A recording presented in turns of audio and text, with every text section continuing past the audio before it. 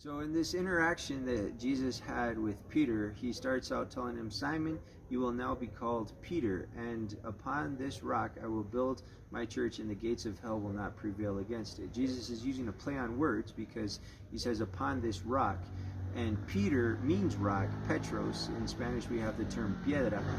It's upon this rock that he will build his church. Now what rock is Jesus talking about? Well, first of all, the context of this passage is right after Jesus asks the disciples who people think he is, and then he asks his disciples who they think he is. And Peter responds correctly. It's one of the aha moments of Peter's life where he says, you are the Christ, the Son of the living God.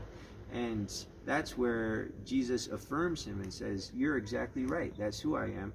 And it's upon this rock, it's upon this declaration of what you just said that I will build my church. Now, the Catholic Church has a wrong interpretation. It's bogus, where they say that Peter is the rock upon which the church is built. In other words, he's the first pope. But that is like a totally wacky way of interpreting the passage.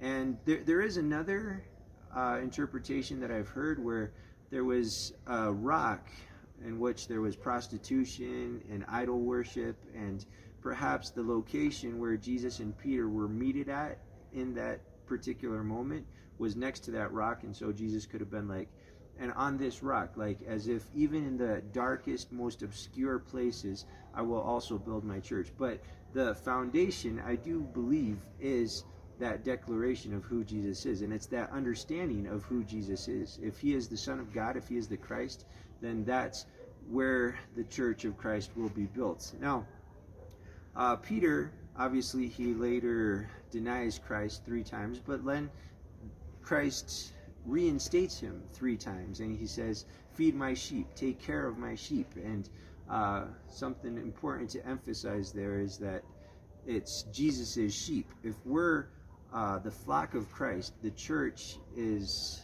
the group of sheep that is pastored by Jesus. He's our great shepherd, and he's going to take care of us. Well, later on, Peter effectively starts pastoring the sheep of Jesus, and he starts preaching in the book of Acts in chapter 4. And he says, after he's like trying to defend the reason for why there was a man that was healed, he says it was Jesus that had done it. And he says, for Jesus is the one referred to in the scriptures where it says, the stone that you builders rejected has now become the cornerstone. There is salvation in no one else. God has given no other name under heaven by which we must be saved.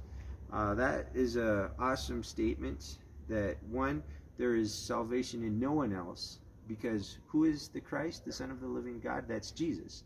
There is no one else. And the Catholic Church also messes up when they say that you can also be saved by your works, you can also be saved by the Virgin Mary, etc. That's not true. You are saved only by grace through faith in Jesus Christ. And the stone that you builders rejected has become the cornerstone. Well, what was the stone on which the church is found? Well, it's Jesus himself. And Jesus was a stone that was rejected by others. They were like, I don't need this stone. I don't need to hear what Jesus is talking about. It's a bunch of malarkey. Well, Jesus was telling the truth.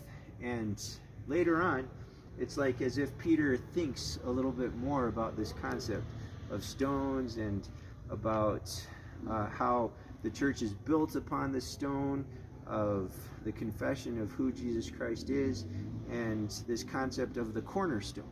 All right? Well, in 1 Peter chapter 2, it says, you are coming to Christ, who is the living cornerstone of God's temple. He was rejected by people, but he was chosen by God for great honor. And you are living stones that God is building into his spiritual temple. What's more, you are his holy priests.